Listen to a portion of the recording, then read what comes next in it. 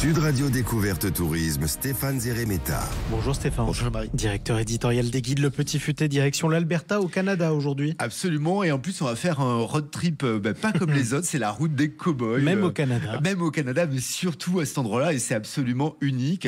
Bon, enfin, on est dans le Far West canadien, on est entre les prairies infinies, les montagnes des Rocheuses, parce que bien sûr, il y a les Rocheuses au Canada, et les ranchs aussi authentiques, donc on va suivre la Cowboy Trail.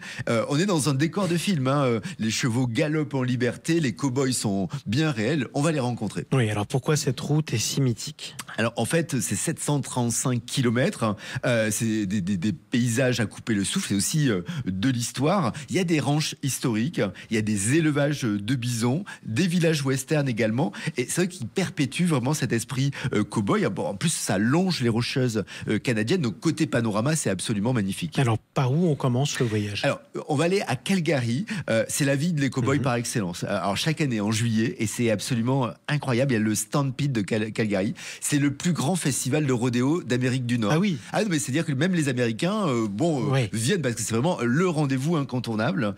C'est un rodéo géant. Alors ce que moi j'ai apprécié dans cette histoire de Stampede, c'est qu'il n'y a pas que du rodéo. Il y a aussi des courses de chariots, il y a des spectacles équestres, il y a des concerts. Vous êtes en train de me dire que vous n'avez pas eu le courage de chevaucher un taureau ? Alors j'ai pu m'approcher, mais j'ai pas chevauché. Je vous avouerai, je pense qu'il faut être professionnel. C'est assez impressionnant. C'est magnifique. Alors toute la ville est en fête. Le stade est bondé, ça attire beaucoup de monde. Alors on va par contre se mettre un peu dans l'ambiance. Si on monte pas sur le taureau, je vous le concède. Par contre, on va faire un petit arrêt shopping chez Alberta Boots Company. Et là, on s'offre des chaussures, des bottes de cow-boy. Il y a Smith Built Hats. Là, c'est la référence du chapeau western. Ouais. Et alors même si vous achetez rien, vous y allez parce que c'est magnifique à voir. C'est des boutiques absolument dingues. Smith Built, oui. Oui, celui-ci. Et si on veut comprendre l'héritage, il y a le Sam Center. Là, c'est toute l'histoire du Stampede et tous les pionniers de l'Ouest canadien. Mais c'est vraiment référence. Même, alors, c'est quoi les... Non, mais je crois.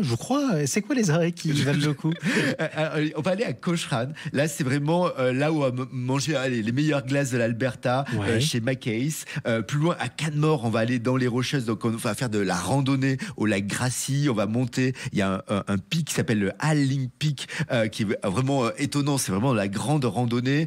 On fera bien sûr de la balade à cheval au Boundary Ranch. Là, c'est vrai qu'on en prend plein les yeux. Et à Bragg Creek, c'est un petit hameau avec un charme western. On va être là à flâner entre les antiquaires, les boutiques artisanales. C'est vraiment sympa. Bon, j'imagine que vous avez essayé de vivre une expérience de cow-boy. Pour ça, on va à Longview. On a le Ranch Bar You, qui est un incontournable. Bon, c'est un peu, on découvre comment vivaient les cow-boys d'autrefois. Donc là, c'est un peu plus du folklore, mais on apprend le lancer de l'assaut. Vous avez vraiment fait ça ?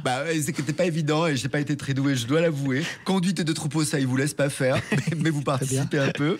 Vous faites repas autour du feu, ça ils vous laissent manger à quand faire. même, oui. Voilà. En fait, on a vraiment une immersion qui est vraiment très sympathique.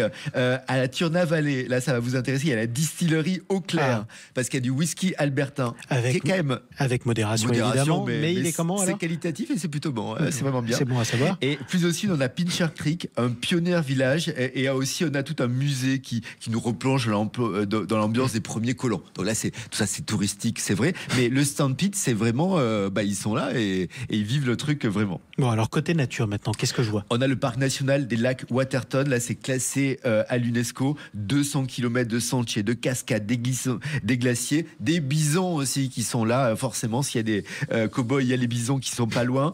On a une fin de parcours en beauté parce que vous allez à Fort McLeod avec le Fort Museum. Il y a toute l'histoire de la police montée du Nord-Ouest. Donc c'est vrai que c'est une immersion dans un passé, mais là qui est pas si lointain que ça en fait. Oui, on est presque dans Lucky Luke en gros. Alors un dernier mot pour conclure.